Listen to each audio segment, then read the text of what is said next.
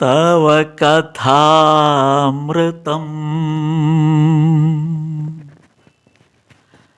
തപ്തജീവനം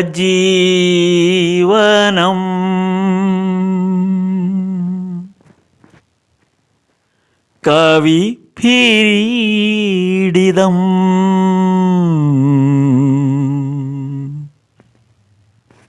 കൽമഷാപഹം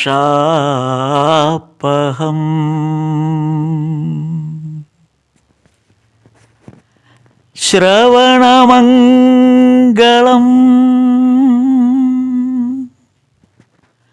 ശ്രീമദാത്തദം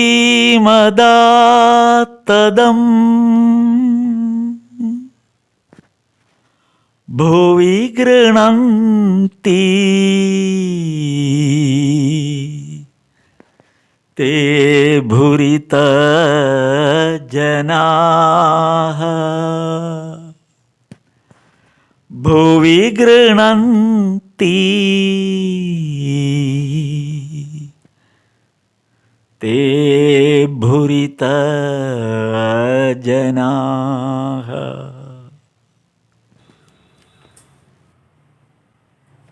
ജയ് Sri Ramakrishna. Sri Ramakrishna വചനാമൃതം volume 1 11-ാം ഭാഗം 14-ാം അധ്യായം അവസാനമാണ് ഇന്ന് നോക്കുന്നത്. ഇപ്പോൾ ഇതിൽ പ്രധാനമായിട്ട് പറയുന്നത് പുണ്യം പാപം, ഭക്തസംഘടനകൾ അല്ലെങ്കിൽ ഒരു പ്രസ്ഥാനവൽക്കരിക്കപ്പെട്ട ഭക്തി പ്രസ്ഥാനങ്ങൾ. അപ്പോൾ അങ്ങനെയുള്ള ഭക്തസംഘടനകൾ പാപം പുണ്യം എന്നുള്ള 2 ഘടകങ്ങളെ വെച്ചാണ് കൂടുതലും കാര്യങ്ങൾ വിശദീകരിക്കുന്നത്. പാപം ചെയ്യുന്നവർ അതിൻ്റേതായ ഫലം അനുഭവിക്കും എന്ന് പറയുന്ന പോലെ അപ്പം പാപഭയം ആളുകളിലേക്ക് എത്തിക്കുന്നു. അതാണ് സംഘടനാപരമായിട്ട് നിൽക്കുന്ന അല്ലെങ്കിൽ അത്തരമൊരു ഭക്തി പ്രസ്ഥാനത്തിൻ്റെ ശൈലി. അതാണ് ഇവിടെ ശ്രീരാമകൃഷ്ണദേവൻ പറയുന്നു, പാപവും പുണ്യവും ഒന്നുമില്ല, രണ്ടും ഈശ്വരൻ്റേതാണ്. പാപവും ഈശ്വരൻ്റേതാണ്, പുണ്യവും ഈശ്വരൻ്റേതാണ്. ഇത് രണ്ടും രണ്ടായിട്ട് നിലനിൽക്കുന്നില്ല. അദ്ദേഹം പറയുന്നത് യഥാർത്ഥത്തിൽ ഈ ഭക്തി എന്ന് പറയുന്നത് ഈശ്വര സാക്ഷാത്കാരത്തിനുള്ള മാർഗം മാത്രമാണ്. അവിടെ പാപത്തിനോ പുണ്യത്തിനോ ഒന്നും യാതൊരു അടിസ്ഥാനവുമില്ല. രണ്ടും ഈശ്വരൻ്റെതാണ്. കയ്പും മധുരവും ഈശ്വരൻ്റെതാണ് എന്ന് പറഞ്ഞ പോലെ, അതായത് ദോഷവും ഗുണവും ഈശ്വരൻ്റെതാണ്, രണ്ടായിട്ടില്ല. അപ്പോൾ ഗൃഹസ്ഥന്മാരെ സംബന്ധിച്ചിടത്തോളം ഈ ഗൃഹസ്ഥന്മാരുടെ ഭക്തി എങ്ങനെയെന്ന് വിശദീകരിക്കുന്നുണ്ട്. അത് സത്വ രജോ തമോ ഗുണങ്ങളെ ആശ്രയിച്ചാണ് ഈ ഭക്തി നിലനിൽക്കുന്നത്. ഗൃഹസ്ഥന്മാരുടെ ഭക്തി എന്ന് പറയുന്നത് രാവിലെ കുളിച്ച് ക്ഷേത്രത്തിൽ പോയി അല്ലെങ്കിൽ വീട്ടിലുള്ള പൂജാമുറിയിൽ ജപ സാധനകൾ നടത്തി രാവിലത്തെ ബ്രേക്ക്ഫാസ്റ്റ് കഴിയുന്നതോടുകൂടി ഭക്തി അവസാനിക്കും. സത്വഗുണം അവസാനിക്കും, സാത്വിക ഭാവം അവസാനിക്കും. പിന്നീട് ദിവസത്തിൻ്റെ ബാക്കി ഭാഗങ്ങളിൽ രജോ ഗുണവും തമോ ഗുണവുമാണ് കൂടുതൽ. അതായത് അവരവരുടെ തൊഴിലിൽ ഏർപ്പെടുമ്പോൾ അത് രജോ ഗുണത്തിൻ്റെ ഭാഗമാണ്. അതുപോലെ തന്നെ ഈ തൊഴിലിനെ അടിസ്ഥാനപ്പെടുത്തിയോ അല്ലെങ്കിൽ തന്നെ ഈ ലോക വ്യവഹാരത്തിൽ ഇടപെടുമ്പോഴോ ഉണ്ടാകുന്ന തമോ ഗുണം, അതും ഇതിൻ്റെ ഒരു ഭാഗമാണ്. ഇപ്പം രജസ് തമോ ഗുണങ്ങളാണ് ഒരു ദിവസത്തിൻ്റെ ഭൂരിഭാഗവും ഈ ലൗകിക മനുഷ്യൻ അനുഷ്ഠിക്കുന്നത്. അതിൽ സാത്വിക ഗുണം എന്ന് പറയുന്നത് അല്പം മാത്രം. ഭക്തിയിലേക്ക് ഭക്തിമാർഗം എന്നുള്ളത് അങ്ങനെയല്ല.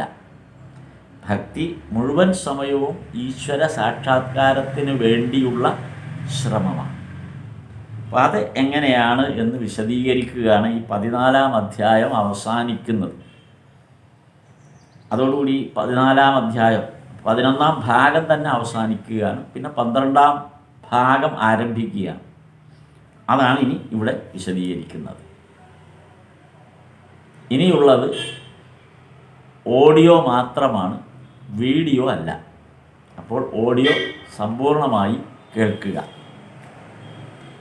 ജയ് ശ്രീരാമകൃഷ്ണ.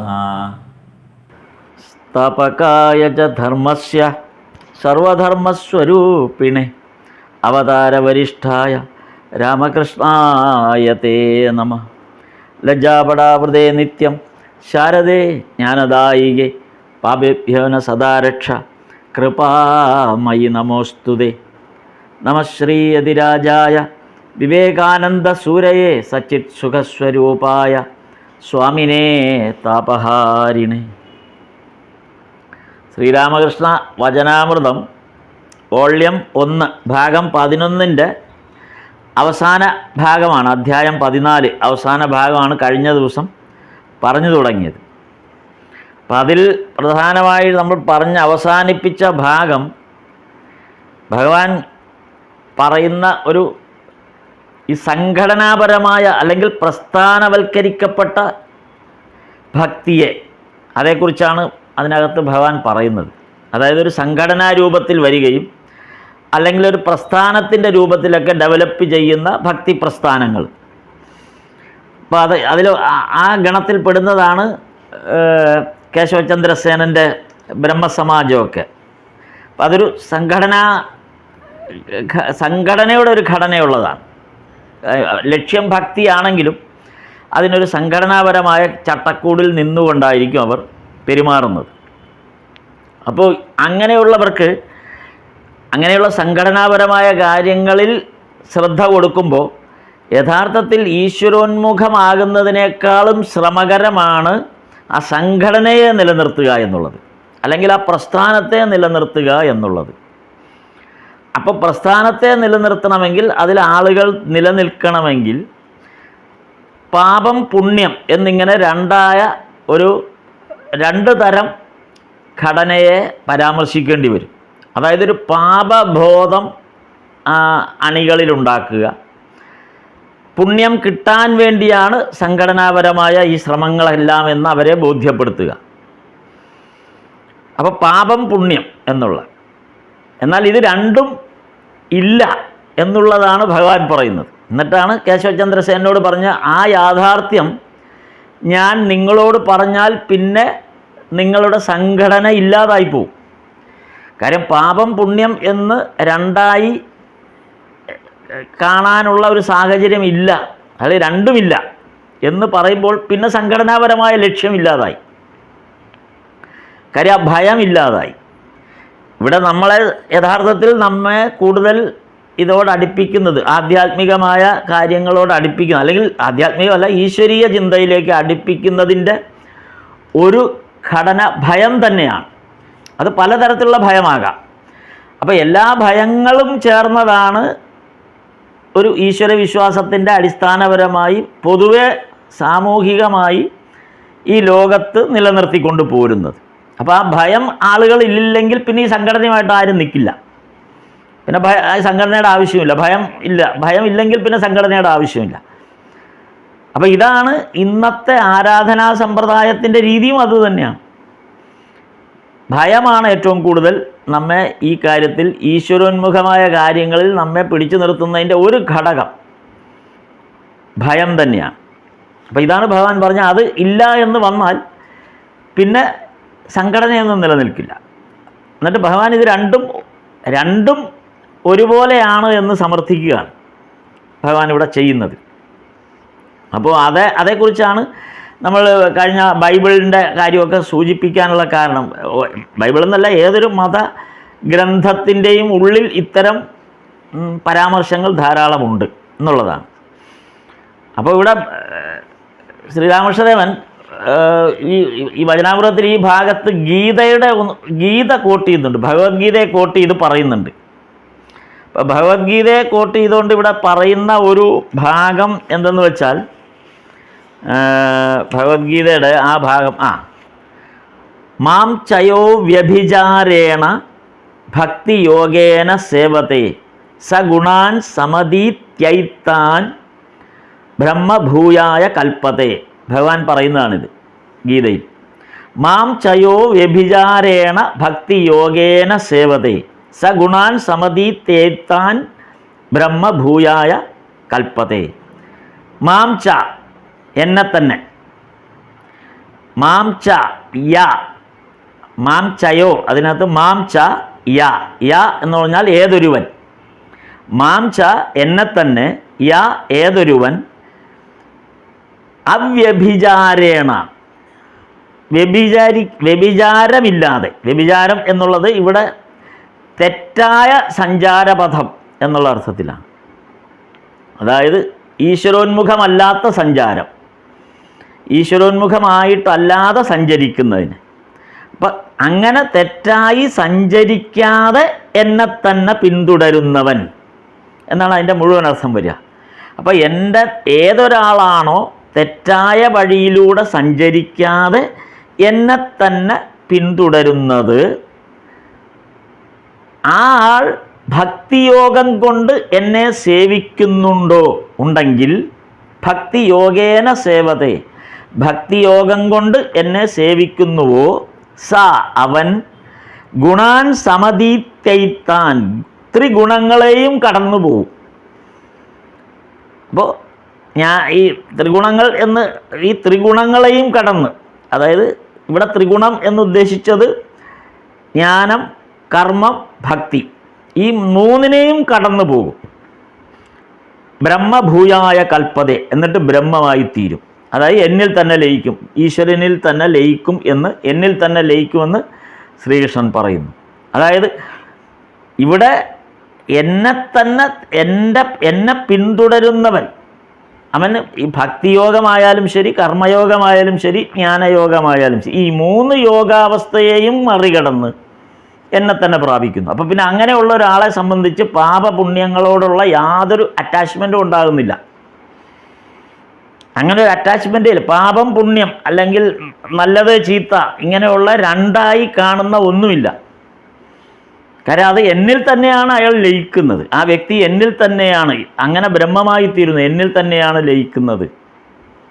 സത്വ രജസ് തമോ ഗുണങ്ങളിലൂടെയാണ് ഓരോ ഗൃഹസ്ഥ ഭക്തനും കടന്നു പോകുന്നത്. സത്വ രജസ് തമോ ഗുണങ്ങളിലൂടെ, ഈ മൂന്ന് ഗുണങ്ങളിലൂടെയാണ് ഓരോ ഗൃഹസ്ഥനും കടന്നു പോകുന്നത്. ഇതിൽ ഈ മൂന്ന് ഗുണങ്ങളിൽ, സത്വ രജസ് തമോ ഗുണങ്ങളിൽ സത്വഗുണത്തിൻ്റെ ഭാഗമാണ് ഭക്തി. അപ്പോൾ ഇവിടെ ഭക്തി എന്താണ് എന്ന് ഭഗവാൻ നേരത്തെ മുതൽ പറഞ്ഞു വരുന്നതിൻ്റെ അവസാന ഭാഗത്താണ് നമ്മളിപ്പോൾ നിൽക്കുന്നത്. ഇതിനു മുമ്പ് ഈ രാഖാലിൻ്റെ കുടുംബക്കാരുമായിട്ടുള്ള സംസാരവും അല്ലെങ്കിൽ അവിടെ തുടങ്ങിയതാണ് ഈ ഭക്തിയുടെ ഒരു ഡിസ്ക്രിപ്ഷൻ ഭഗവാൻ. അപ്പോൾ ഈ ഭക്തൻ ആരാണ്, ഭക്തി എന്താണ് എന്ന് ഭഗവാൻ പറഞ്ഞു വരുന്നതിൻ്റെ അവസാന ഭാഗത്തേക്കാണ് നമ്മളിപ്പോൾ പോകുന്നത്. അപ്പോൾ ഇവിടെ സത്വ രജസ് തമോ ഗുണങ്ങളിൽ സത്വഗുണത്തോട് ചേർന്ന് നിൽക്കുന്നതാണ് ഭക്തി. അപ്പോൾ ഈ ഗൃഹസ്ഥന്മാരെ ഭഗവാൻ കളിയാക്കുന്നുണ്ട് ഇങ്ങനെ. അതായത് ഈ ഗൃഹസ്ഥന്മാരുടെ ഭക്തിയെ സംബന്ധിച്ചുള്ളൊരു സത്വഗുണത്തിൽ നിന്നാണ് ഭക്തി ഉണ്ടാകേണ്ടത്. പക്ഷേ ഒരു ഗൃഹസ്ഥാശ്രമിയുടെ പ്രശ്നം സത്വഗുണവും രജോ ഗുണവും തമോ ഗുണവും ഒരേപോലെ അയാളെ ബാധിച്ചിരിക്കുന്നു. അതാണ് സാമാന്യ ജനത്തിൻ്റെ പ്രശ്നം. സത്വഗുണവും രജോ ഗുണവും തമോ ഗുണവും ഒരുപോലെ ബാധിച്ചിരിക്കുന്നു. അപ്പോൾ ഇതിൽ രജോ ഗുണവും തമോ ഗുണവും മറികടന്നാൽ മാത്രമേ സത്വഗുണത്തിലൂടെ ഭക്തിയെ ഉറപ്പിക്കാൻ പറ്റൂ. അപ്പോൾ ഗൃഹസ്ഥാശ്രമികൾ എന്താണ് സംഭവിക്കുന്നത് എന്നുള്ളത് ഭഗവാൻ തമാശയായിട്ട് കളിയാക്കിക്കൊണ്ട് പറയുന്നുണ്ട്. പ്രഭാതത്തിൽ എഴുന്നേറ്റാൽ കുളിയും മറ്റും കഴിഞ്ഞ് ക്ഷേത്രദർശനം, അല്ലെങ്കിൽ വീട്ടിൽ തന്നെ പൂജാമുറിയിലിരുന്ന് ജപം, സാധന, ഇതൊക്കെയാണ് യഥാർത്ഥത്തിൽ സത്വഗുണമുണ്ടെന്ന് ഗൃഹസ്ഥാശ്രമിയുടെ സത്വഗുണത്തിൽപ്പെടുന്നൊരു കാര്യം ഇതാണ്. അവനിൽ അല്പമെങ്കിലും സത്വഗുണം അവശേഷിക്കുന്നുണ്ടെങ്കിൽ അങ്ങനെയുള്ള ഗൃഹസ്ഥാശ്രമികൾ ചെയ്യുന്നൊരു പ്രവൃത്തിയാണിത്. അത് രാവിലെ എഴുന്നേറ്റാലുടൻ കുളിയെല്ലാം കഴിഞ്ഞ് ക്ഷേത്രത്തിൽ പോയി തൊഴും, അല്ലെങ്കിൽ വീട്ടിൽ തന്നെ പൂജാമുറിയിൽ ജപവും ധ്യാനവും ഒക്കെ കൃത്യമായി നടത്തിയിരിക്കും. പിന്നെ സംഭവിക്കുന്നത് എന്താണ്? അത് കഴിഞ്ഞാൽ കാപ്പി കുടിക്കും, രാവിലത്തെ ബ്രേക്ക്ഫാസ്റ്റ് കഴിക്കും. ഈ ബ്രേക്ക്ഫാസ്റ്റ് കഴിഞ്ഞ് അത് കഴിയുന്നതോടുകൂടി ഈ സത്വഗുണം അങ്ങ് പോകും. ഈ ബ്രേക്ക്ഫാസ്റ്റ് കഴിയുന്ന ഗൃഹസ്ഥാശ്രമിയെ പിന്നെ ബാധിക്കുന്നത് രജോ ഗുണവും തമോ ഗുണവുമാണ്. കാര്യം അതുവരെ ഉള്ളൂ, രാവിലത്തെ കാപ്പൂടി വരെ ഉള്ളൂ ഈ സത്വഗുണം. അത് കഴിഞ്ഞാലോ, കാപ്പൂടി കഴിഞ്ഞാൽ സ്വന്തം ജോലിക്കാര്യത്തിനായിട്ട് പോകും. അപ്പോഴേക്കും രജോ ഗുണത്തിലേക്ക് പ്രവേശിച്ചു കഴിഞ്ഞു. ഓരോരുത്തരും അവരവരുടെ ജോലിക്കാര്യങ്ങളിലേക്ക് പ്രവേശിക്കുമ്പോൾ ആ ജോലി എന്താണോ അതിനനുസരിച്ചുള്ള രജോ ഗുണമാണ് പിന്നെ പ്രകടമാവുക. അതായിരിക്കും കൂടുതലും.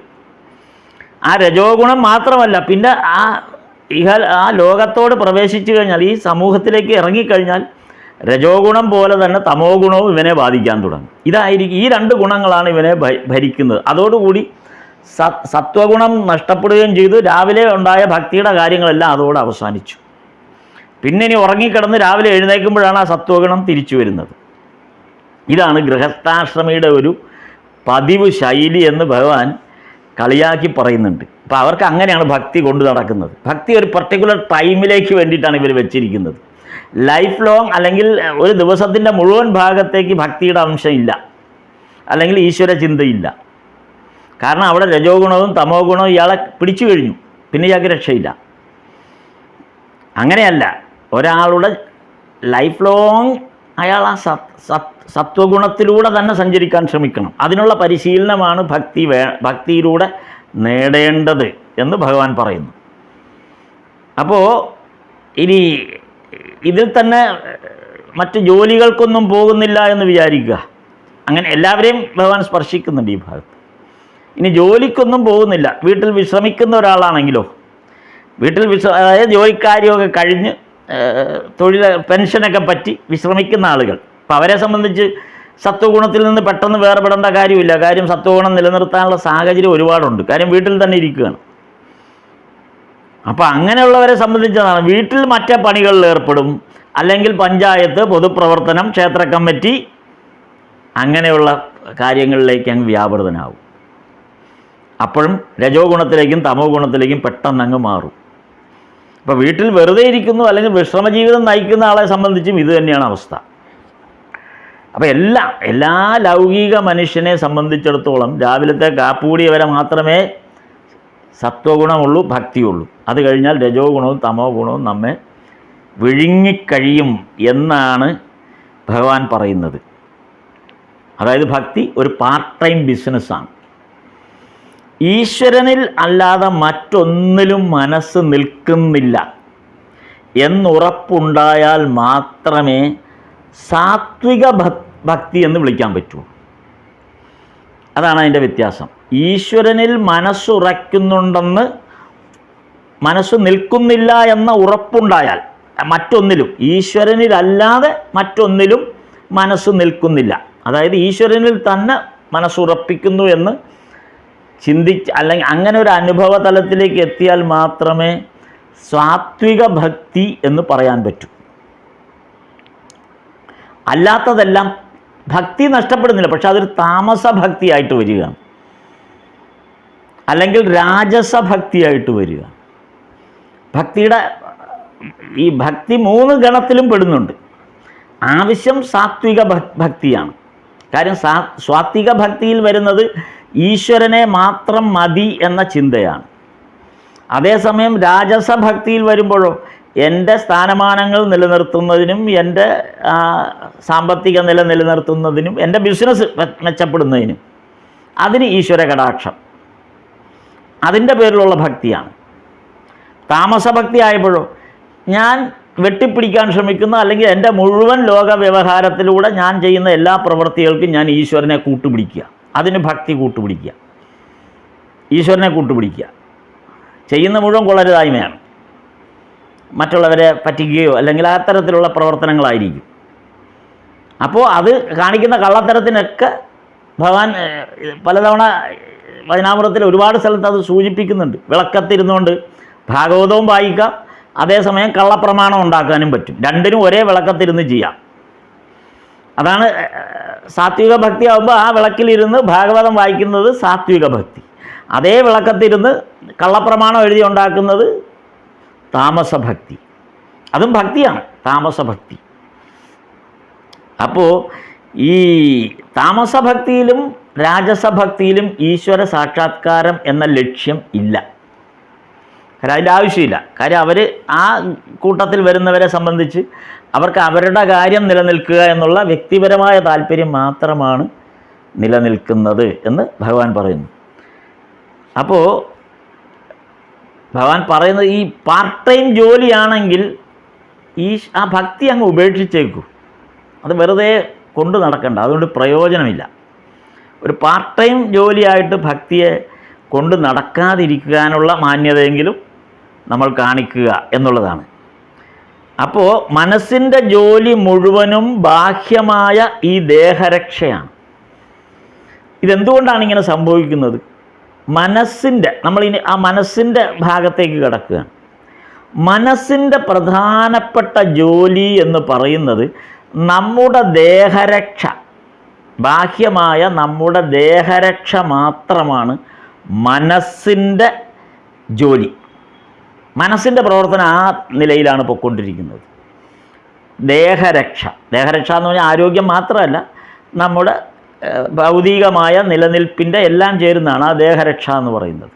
നമ്മുടെ സൗന്ദര്യം നിലനിൽക്കണം, നമ്മുടെ ആരോഗ്യം നിലനിൽക്കണം, നമ്മുടെ മറ്റെല്ലാ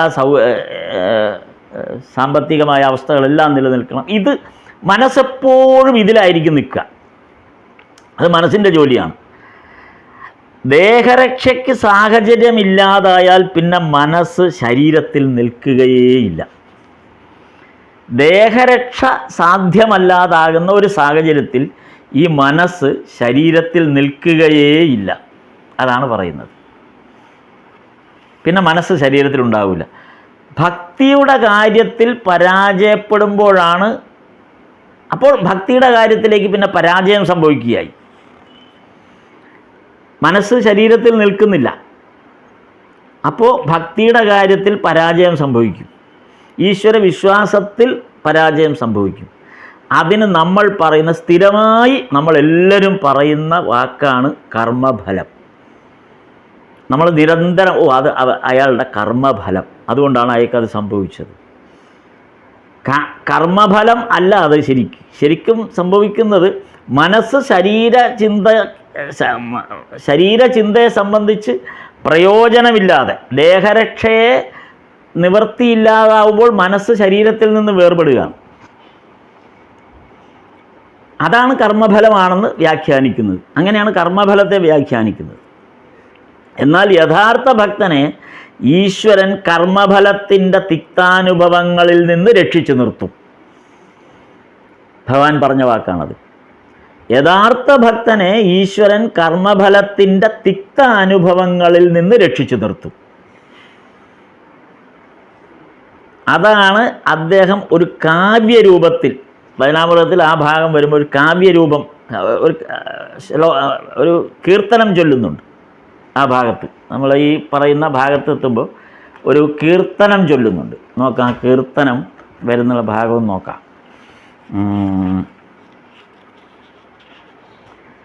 അതെ, അത് വരുന്നത് അദ്ദേഹം ഭഗവാൻ പാടാൻ തുടങ്ങി. എന്നുടെ മനസ്സിന്നൊരു ചൊല്ലുവിളിയില്ല എന്ന് തുടങ്ങുന്ന ആ കീർത്തനം. അപ്പം അത് ഏതാണ്ട് ഒരു സുദീർഘമായ ഒരു കീർത്തനം ആ ഭാഗത്ത് വിവരിച്ചിട്ടുണ്ട്. അതിൻ്റെ ഒരു രത്നച്ചുരുക്കം മാത്രം എടുക്കാം നമുക്ക്.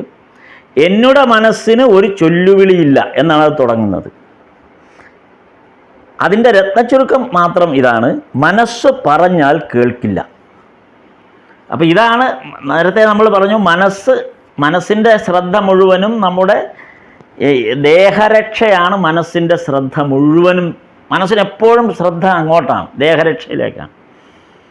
അതുകൊണ്ടാണ് എന്നുടെ മനസ്സിനൊരു ചൊല്ലുവിളിയില്ല എന്ന് ഭഗവാൻ പാടിയത്. അത് മനസ്സ് നമ്മൾ പറഞ്ഞാൽ കേൾക്കുന്നതല്ല മനസ്സ്. മനസ്സിനെ നന്മയുടെ പാതയിൽ ചലിക്കാൻ കഴിയില്ല. മനസ്സിന് അങ്ങനെ ഒരു കുഴപ്പമുണ്ട്. നമ്മൾ വേണ്ട വിധം നിയന്ത്രിക്കാൻ നമുക്ക് കഴിയാതെ പോയാൽ മനസ്സിനെ നന്മയുടെ പാതയിൽ ചലിപ്പിക്കാൻ കഴിയില്ല. കാരണം അതിന് സ്വദേഹരക്ഷ മാത്രമേ ശ്രദ്ധയുള്ളൂ. ആ കവിതയുടെ അർത്ഥത്തിലേക്കാണ് പോകുന്നത്. കവിതയുടെ ഭാഗം ഇതിലുണ്ട്. നന്മ വിളയിക്കുക തന്നെ ഒട്ടുമറിയില്ല എന്ന് തുടങ്ങുന്ന ആ കവിതയുടെ രണ്ടാമത്തെ സ്റ്റാൻസ. അപ്പോൾ മനസ്സിന് നന്മ വിളയിക്കാൻ കഴിയില്ല, അതിന് സ്വദേഹരക്ഷ മാത്രമേ ശ്രദ്ധയുള്ളൂ. അമ്മയുടെ നാമം കൊണ്ട് അപ്പോൾ എന്ത് ചെയ്യണം ഈ മനസ്സിന്? മനസ്സിങ്ങനെ മറ്റ് കാര്യങ്ങളിലേക്ക് ശ്രദ്ധ തിരിച്ചു പോകാതിരിക്കാൻ, മനസ്സ് ദേഹരക്ഷയിലേക്ക് ഈശ്വര കാര്യങ്ങളിൽ നിന്ന് വേർപെട്ട് മറ്റ് നമ്മുടെ ബാഹ്യ ദേഹരക്ഷയും ബാഹ്യ ഇതിലേക്കും പോകാതിരിക്കണമെങ്കിൽ അമ്മയുടെ നാമം കൊണ്ട് ചുറ്റും വേലി കെട്ടണം. കാളിമാതാവിൻ്റെ, ദേവിയുടെ നാമം കൊണ്ട് ചുറ്റും ഒരു വേലി കെട്ടണം. അതിലെ കാലുഷ്യം, കന്മഷം തുടങ്ങിയ കളകൾ പറിച്ചു കളയണം. മനസ്സിൻ്റെ അകത്ത് ധാരാളമായി വളർന്നു വരുന്ന കളകളാണ് കാലുഷ്യം, കന്മഷം തുടങ്ങിയവയൊക്കെ. അതെല്ലാം പറിച്ച് കളഞ്ഞ് കൃത്യമായി വളമിട്ട് ഗുരുസൂക്തമാകുന്ന വിത്ത് വിതയ്ക്കണം. ഗുരുസൂക്തമാകുന്ന വിത്ത് വിതയ്ക്കണം, എന്നാൽ നല്ല വിള കൊയ്യാം. അങ്ങനെ അമ്മയുടെ നാമം കൊണ്ട് കെട്ടിയ വേലി, ഈ അമ്മയുടെ നാമം കൊണ്ട് കെട്ടിയ വേലി അത് വെറും ഒരു വേലിയല്ല. അതൊരു വെറും വേലിയല്ല. അത് അമ്മയുടെ നാമം കൊണ്ട് കെട്ടിയ വേലി. വിളകൾ പാകമാവുമ്പോഴേക്കും ആ വേലി എന്ന് പറയുന്നത് കൽമതിൽ പോലെ ശക്തിയാർജിച്ച് അത് വിളകളെ പരിരക്ഷിക്കും. വെറുതെ ഒരു വേലിയല്ലത്. ഈ വിളകൾ പാകമാകുമ്പോൾ നമ്മൾ നട്ട ആ ഗുരുസൂക്തമാകുന്ന വിത്ത് വിതച്ച് ആ ഭക്തി ഈശ്വരോന്മുഖമായ നമ്മുടെ ശ്രദ്ധയെ അത് വളർന്നു വരുന്ന സാഹചര്യത്തിൽ ഈ ആദ്യം ചുറ്റും കെട്ടിയ വേലി ഒരു കൽമതിലിനേക്കാൾ ശക്തി ആർജിക്കുന്ന തരത്തിൽ പരിരക്ഷയുണ്ടാകും എന്നാണ് ഭഗവാൻ പറയുന്നത്, ആ കാവ്യത്തിൽ പറയുന്നത്. അങ്ങനെ ഇത് ആ വിളകളെ ഗുരുസൂക്തമാകുന്ന ആ വിത്ത് വിതച്ചുണ്ടായ ആ വിളകളെ പരിരക്ഷിക്കാൻ പര്യാപ്തമാകും. അങ്ങനെ വന്നാൽ പിന്നെ അന്തകൻ പോലും അതിനടുത്ത് പെട്ടാൽ അന്തകൻ്റെ അന്ത്യമായിരിക്കും. അതാണ് ഭഗവാൻ പറഞ്ഞത്. ആ കവിതയുടെ അർത്ഥം അങ്ങനെയാണ്. അങ്ങനെ ശക്തമായ ഒരു വേലിക്കെട്ട് അല്ലെങ്കിൽ കന്മതിൽ ഉണ്ടായിക്കഴിഞ്ഞാൽ പിന്നെ അന്തകൻ വന്നാൽ പോലും അന്തകൻ്റെ അന്ത്യമായി തീരും. അത്ര ശക്തമായിരിക്കും. വിളകൾ നനയ്ക്കുന്നതിന് ഉപയോഗിക്കേണ്ടത് ഭക്തിയാകുന്ന ശുദ്ധജലം. അപ്പോൾ ഭക്തിയാകുന്ന ശുദ്ധജലം നനയ്ക്കുമ്പോൾ മാത്രമാണ് ഈ വിളകൾക്ക്, അതായത് ഗുരുസൂക്തമാകുന്ന വിത്ത് വിതച്ചുണ്ടായ ആ ഈശ്വരോന്മുഖമായിട്ടുള്ള ആ വളർച്ച, നമ്മുടെ മനസ്സിൻ്റെ വളർച്ച, ആ വ്യത്യസ്തമായ ഒരു വളർച്ചയിലേക്ക് ഒരു ഫലം തരുന്ന തരത്തിൽ അതിൻ്റെ വളർച്ച ഉണ്ടാകുമ്പോൾ അതിനകത്ത് ഭക്തിയാകുന്ന ശുദ്ധജലം തളിച്ചു വേണം നമ്മൾ അതിനെ വളർത്താൻ. എന്നിട്ടോ ഭക്തിയാകുന്ന ശുദ്ധജലം കൊണ്ടുവരാൻ ഒരുപക്ഷെ ഈ ഭക്തിയാകുന്ന ജലം നമുക്കിതിനകത്ത് ഈ വേലിക്കെട്ടിനകത്തേക്ക് നനയ്ക്കാൻ കൊണ്ടുവരാൻ നമ്മൾ വിചാരിച്ചാൽ, ചിലപ്പോൾ ഒറ്റയ്ക്ക് വിചാരിച്ചാൽ പറ്റില്ല. ഭഗവാൻ ഇത് വൈനാമൃതത്തിൽ മുൻപും ഇത്തരം ഉദാഹരണം പറഞ്ഞിട്ടുണ്ട്. ഇപ്പോൾ വേറെ തരത്തിൽ, അതായത് പാടത്ത് വെള്ളം കിട്ടാതെ വരുമ്പോൾ പ്രധാന പുഴയിൽ നിന്നോ അല്ലെങ്കിൽ പ്രധാന തോട്ടിൽ നിന്നോ കൈവഴി വെട്ടി നമ്മുടെ പാടത്തേക്ക് കൊണ്ടുവരുന്നു. അപ്പോൾ ഈശ്വരകൃപയാകുന്ന വലിയൊരു തടാകം, ആ തടാകത്തിൽ നിന്ന് കൈവഴി വെട്ടി നമ്മുടെ പാടത്തേക്ക് വെള്ളം കൊണ്ടുവരുന്ന ഒരു ഉദാഹരണം ഭഗവാൻ നേരത്തെ ഈ വചനാമൃതത്തിൽ ഇതിന് തുടക്കത്തിൽ പലയിടത്തും പറഞ്ഞിട്ടുണ്ട്. കാരണം ചിലരത് പകുതി വെച്ച് നിർത്തും. ഭാര്യ വന്ന് വിളിക്കും, ഇന്ന് ഇത്രയും മതി എന്ന് പറയുമ്പോൾ വെച്ചിട്ട് പോവും. എന്നാൽ ചിലർ അത് മുഴുവനാക്കിയതിന് ശേഷം മാത്രമേ വിശ്രമിക്കൂ എന്ന് ചിന്തിക്കുന്നവരുണ്ട്. അതാണ് അവരുടെ ആ ശ്രദ്ധ വളരെ ശക്തമായിരിക്കുന്നു എന്നാണ്. അപ്പോൾ എന്ത് വേണം? ഈ ഭക്തിയാകുന്ന ശുദ്ധജലം കൊണ്ടുവരുന്നതിന്, അവിടെയാണ് ഈ ശുദ്ധജലം, ഭക്തിയാകുന്ന ശുദ്ധജലം നമ്മൾ ഈ മനസ്സിനെ പാകപ്പെടുത്താൻ വേണ്ടി ഈ നമ്മുടെ ഉള്ളിലുള്ള ഈ വിളകളെ പരിപോഷിപ്പിക്കുന്നതിന് വേണ്ടി ഭക്തിയാകുന്ന ശുദ്ധജലം നമ്മൾ ഒറ്റയ്ക്ക് വിചാരിച്ചാൽ കൊണ്ടുവരാൻ പറ്റില്ല. ആ ഭക്തിയാകുന്ന ശുദ്ധജലം ഇവിടെ എത്തിക്കുന്നതിന് നമുക്ക് ഒരുപാട് പേരുടെ സഹായം വേണ്ടി വരും. കൂട്ടായ ശ്രമത്തിലൂടെ മാത്രമേ ശാശ്വതമായി ആ കൈവഴി നമുക്ക് വെട്ടിയെടുക്കാൻ പറ്റൂ. ആ ജലസേചന പ്രവർത്തനം നടത്താൻ നമുക്കറിയാം, വലിയ കനാല് വെട്ടി കൊണ്ടുവരുന്നതിന് ഒരു നാടിൻ്റെ മുഴുവൻ കൂട്ടായ പരിശ്രമം വേണമെന്നൊക്കെ നമ്മൾ കേട്ടിട്ടില്ലേ? എന്ന് പറഞ്ഞ പോലെ കൂട്ടായ പരിശ്രമമുണ്ടെങ്കിലേ നല്ല രീതിയിൽ ഈ ചാല് വെട്ടി നമുക്കിവിടെ കൊണ്ടുവരാൻ പറ്റും. ഭക്തിയാകുന്ന ശുദ്ധജലം നമ്മിൽ എത്തിക്കണമെങ്കിൽ കൂട്ടായ ശ്രമം വേണം. അങ്ങനെ കൂട്ടായ ശ്രമം എന്ന് പറയുന്നതാണ്, അതിന് സഹായിക്കാൻ നമ്മൾ ആളെ വെക്കേണ്ടി വരും. നമ്മൾ ഒറ്റയ്ക്ക് വിചാരിച്ചാൽ പറ്റില്ല, അതിന് നമ്മൾ ആളെ വെക്കണം. ഈ ആളെ വെക്കുക എന്ന് പറഞ്ഞാൽ അതിൻ്റെ അർത്ഥം അതാണ് സത്സംഗം എന്ന് പറയുന്നത്. സത്സംഗം. ഇപ്പം നമ്മളിവിടെ ഇപ്പോൾ ചേരുന്നതും അതുപോലൊരു സത്സംഗമാണ്. കാര്യം നമ്മൾ ഈ ശുദ്ധജലം, ഭക്തിയാകുന്ന ശുദ്ധജലം നമ്മിൽ ഓരോരുത്തരിലേക്കും എത്തിക്കാൻ നമ്മൾ ഓരോരുത്തരും ഒറ്റയ്ക്കാണ്. ഈ സമയത്ത് നമ്മുടെ വീട്ടിൽ ഒറ്റയ്ക്ക് ഇരിക്കുകയാണെങ്കിൽ ഒരുപക്ഷെ നമ്മുടെ ശ്രദ്ധ പല വഴിക്ക് പോകും, ഈ പ്രവർത്തനം നടക്കില്ല.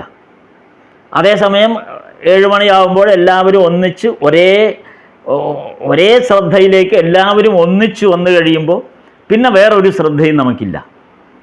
ഒറ്റയ്ക്ക് നമ്മൾ ഇത് ശ്രമിക്കാമെന്ന് വിചാരിച്ചാൽ നടക്കുകയില്ല.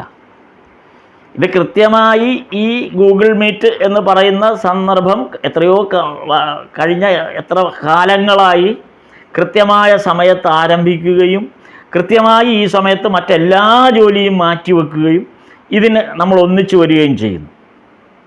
ഈ എല്ലാവരും ഇങ്ങനെ ഒന്നിച്ചു വരുമ്പോൾ മാത്രമേ യഥാർത്ഥത്തിൽ ഇവിടെ ആ ഭക്തിയുടെ ആ ശുദ്ധജലം ഇവിടെ എത്തിക്കാൻ പറ്റുള്ളൂ.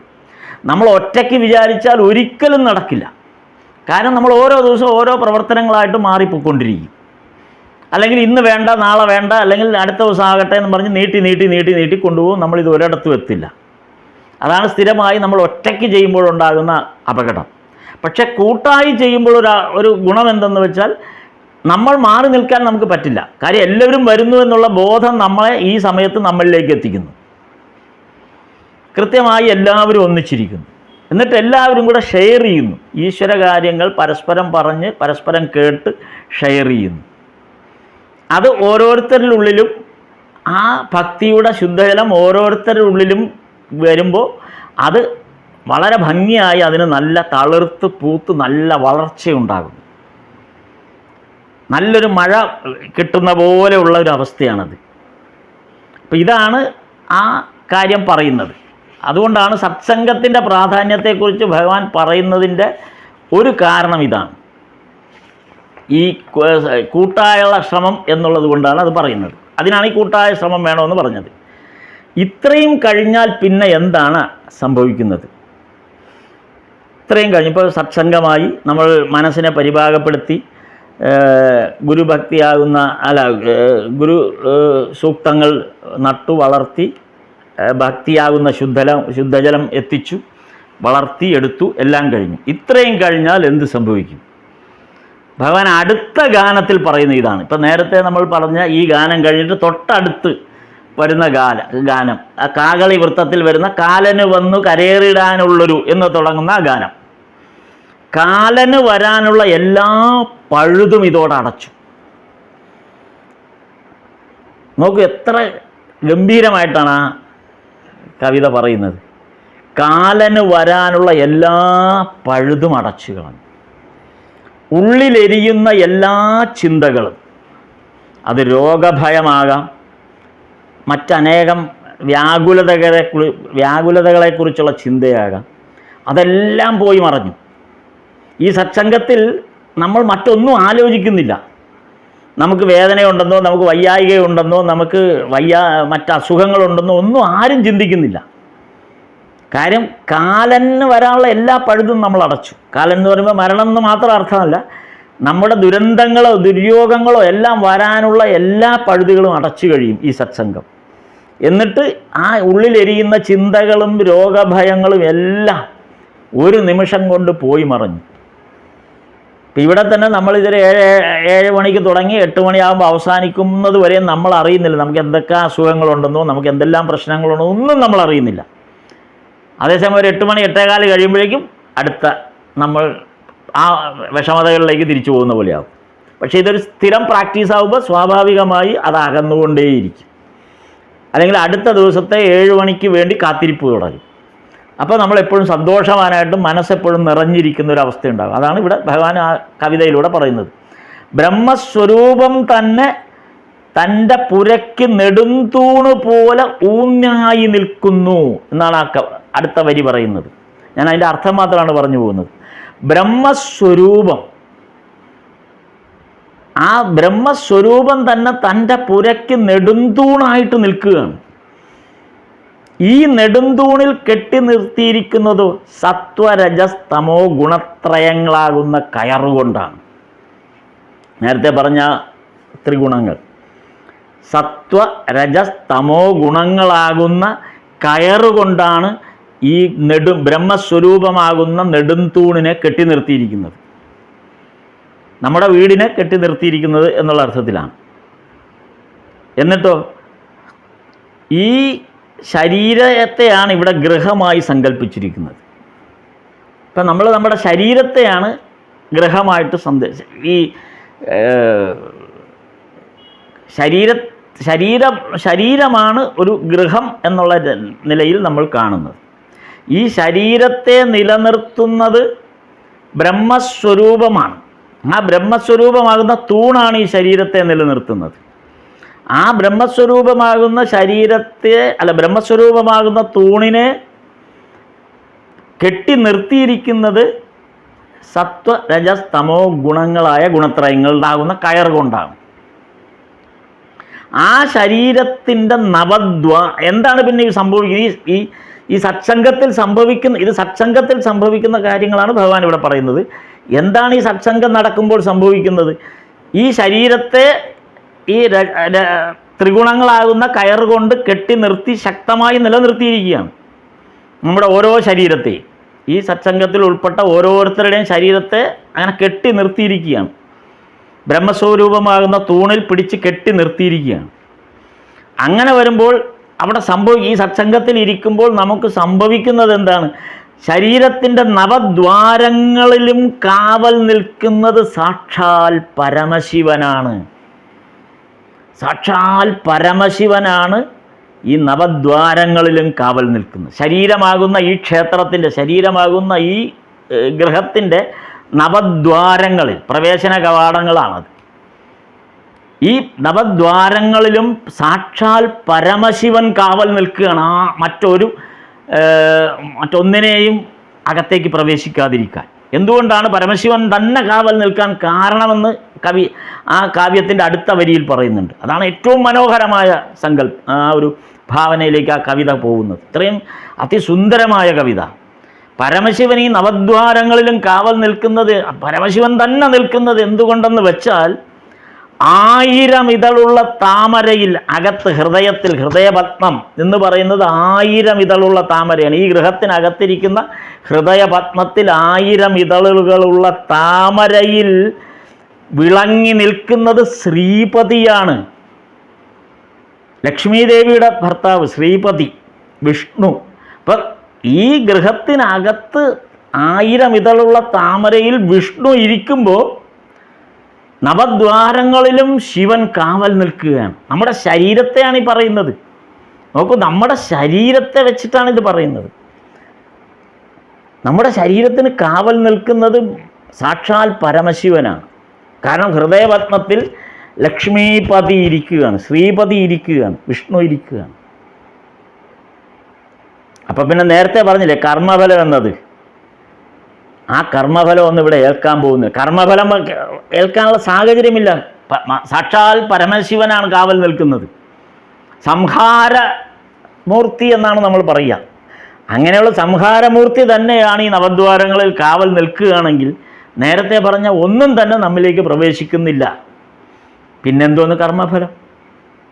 ആ കർമ്മഫലം തന്നെ പോയി. അതാണ് ഭഗവാൻ പറഞ്ഞത്, ഇവിടെ തൊട്ടു മുമ്പ് പറഞ്ഞത്. അങ്ങനെയുള്ളവരുടെ കർമ്മഫലത്തെ ഞാൻ തന്നെയാണ് ഗീതയിൽ പറഞ്ഞത്. ആ കർമ്മഫലത്തെ ഞാൻ തന്നെയാണ് ഏറ്റെടുക്കുന്നത്, ഞാൻ തന്നെയാണ് പരിരക്ഷിക്കുന്നത്. ഗീതയിൽ തൊട്ടു മുമ്പ് നമ്മൾ ആ ഗീതാ ശ്ലോകത്തിൽ കേട്ടത്. അപ്പം അത്രമാൽ ശക്തമായിട്ടാണ് ഭഗവാൻ പറയുന്നത്. ശ്രീകൃഷ്ണൻ ഗീതയിൽ ആ ശ്രീകൃഷ്ണൻ ഇരിക്കുന്നത് നമ്മുടെ ഹൃദയപത്മത്തിലാണ്. ഞാൻ നിൻ്റെ ഹൃദയപത്മത്തിൽ ഇരിക്കുകയാണ്, എനിക്ക് കാവൽ നിൽക്കുന്നതോ സാക്ഷാൽ പരമേശ്വരൻ. പിന്നെ എന്ത് കർമ്മഫലമാണ് നിന്നെ ബാധിക്കാൻ പോകുന്നത്?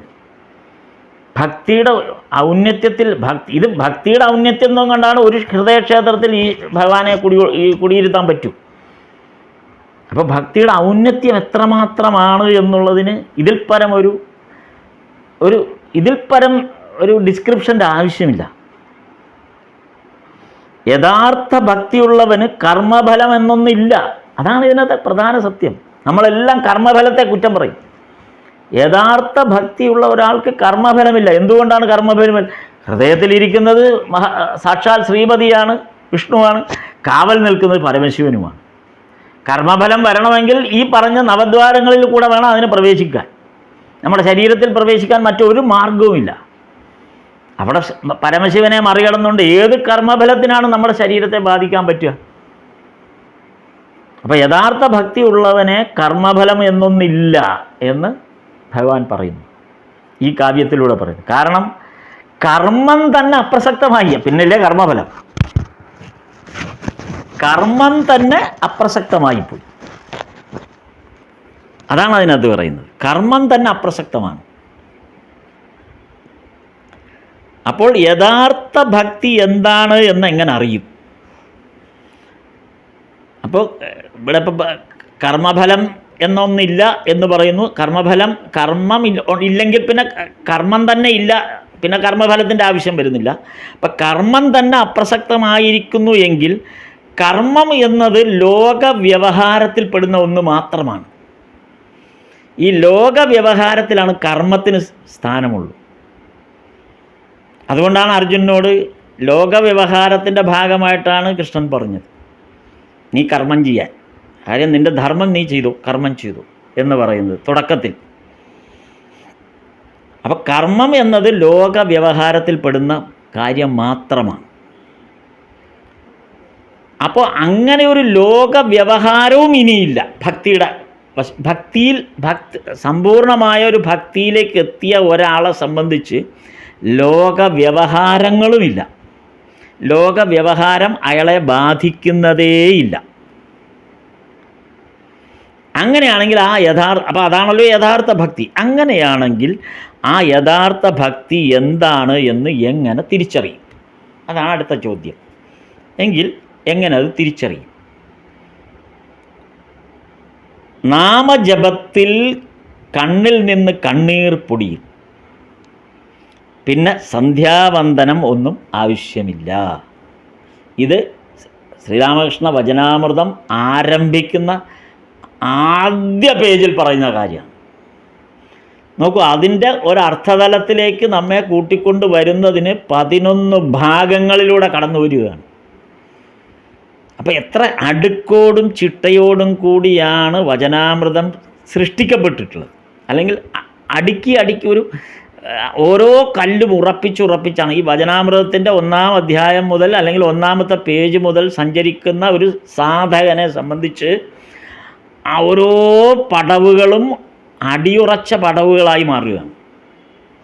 അപ്പോൾ 1-ാം പേജിൽ വചനാമൃതത്തിൻ്റെ 1-ാം പേജിൽ ഭഗവാൻ പറഞ്ഞു പോകുന്ന ഒന്നാണ്. അവിടെ യാതൊരു ഡിസ്ക്രിപ്ഷനും ഇല്ല. കാരണം മാസ്റ്റർ മഹാശയൻ ആദ്യമായി കേട്ട ഒരു സ്വന്തം ചെവിയിൽ കേട്ട ഒരു കാര്യം മാത്രമാണ്. അതിൻ്റെ യാതൊരു ഡിസ്ക്രിപ്ഷനും അവിടെ പറയാനുള്ള മാസ്റ്റർ മഹാശയനും അറിയില്ല, മാസ്റ്റർ മഹാശയൻ അത് പറഞ്ഞിട്ടുമില്ല. ദക്ഷിണേശ്വരത്ത് ആദ്യമായി വന്ന് ഭഗവാന്റെ മുറിയുടെ മുന്നിൽ നിന്നപ്പോൾ ശുഗമഹർഷിയാണോ സംസാരിക്കുന്നത് എന്ന് ധരിച്ചുപോയി. അതുപോലെയാണ് മാസ്റ്റർ മഹാശയന് തോന്നിയത്. അപ്പോൾ കേട്ട ഒരു വാചകം ആണ് ഇത്. സന്ധ്യാവന്ദനത്തിൻ്റെ ആവശ്യമില്ല. സന്ധ്യാവന്ദനം പിന്നെ ആവശ്യമില്ല. അപ്പോൾ സന്ധ്യാവന്ദനം, അപ്പോൾ അന്ന് അത് ആദ്യത്തെ പേജിൽ നമ്മളത് വായിക്കുമ്പോൾ മാസ്റ്റർ മഹാശയനെ പോലെ നമ്മളും സംശയാലുവാണ്.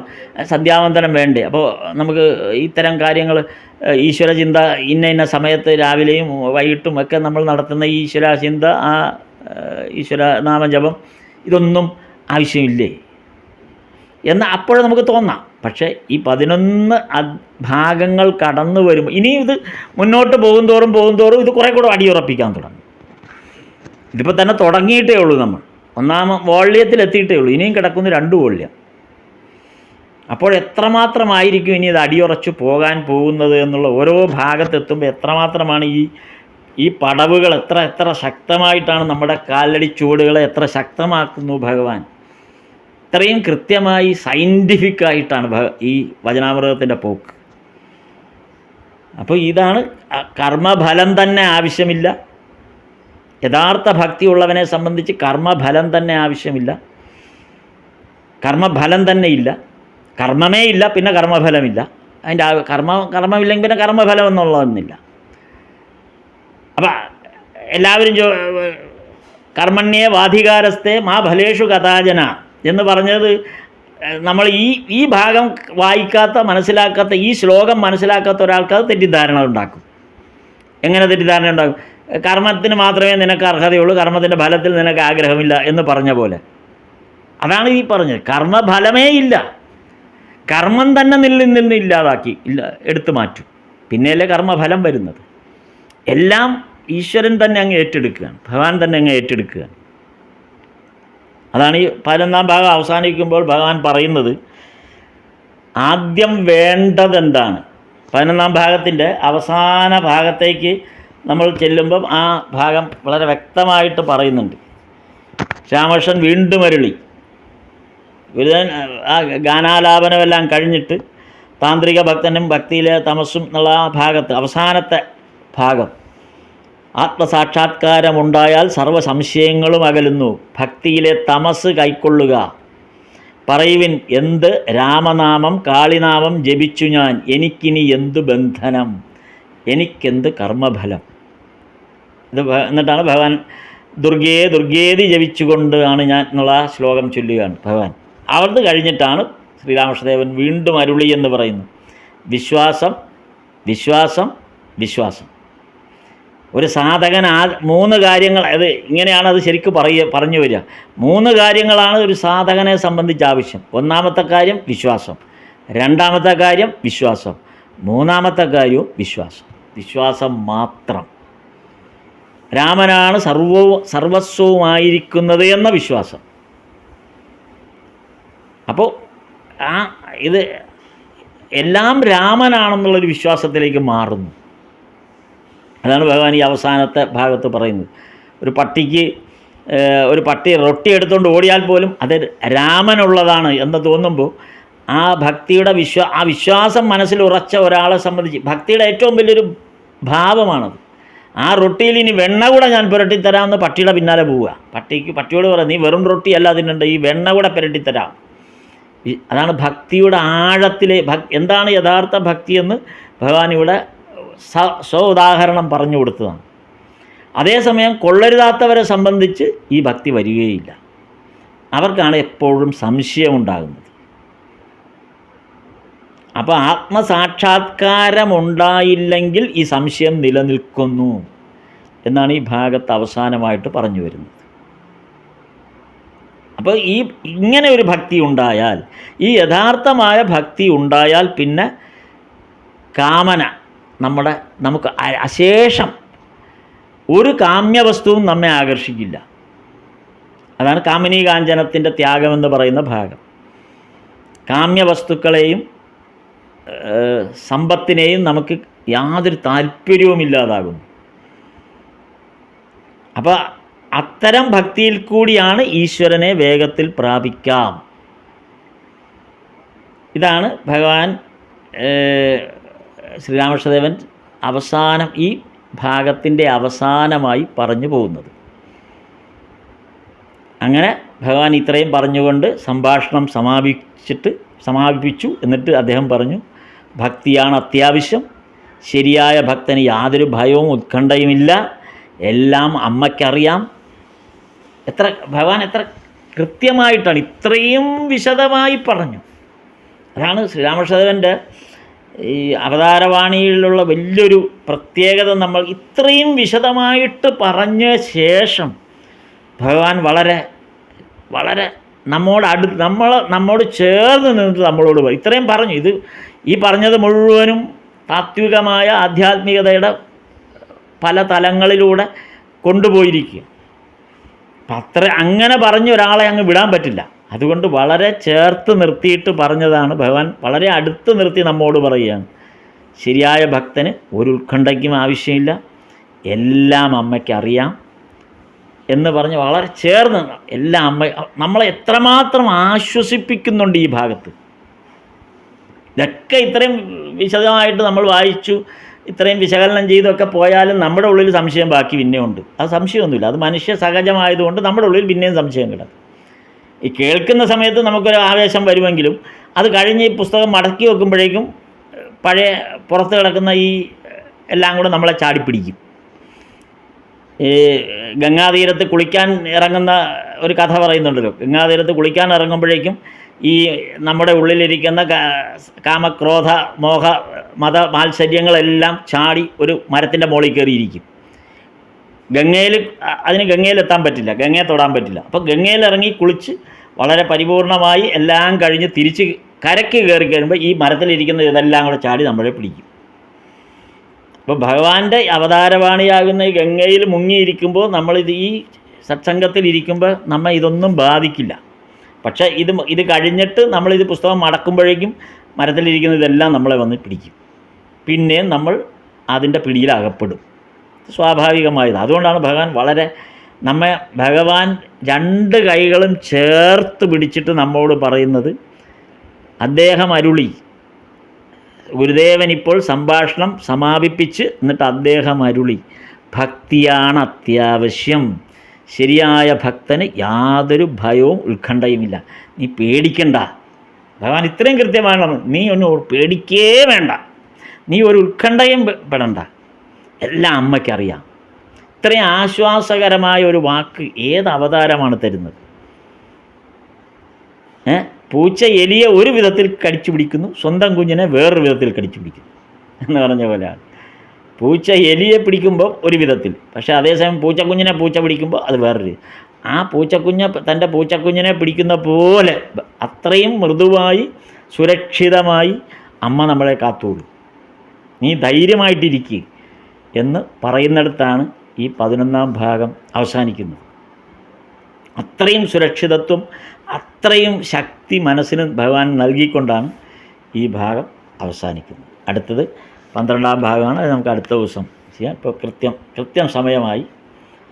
സ്ഥാപകായ ച ധർമ്മസ്യ സർവധർമ്മസ്വരൂപിണേ അവതാരവരിഷ്ഠായ രാമകൃഷ്ണായ തേ നമഃ.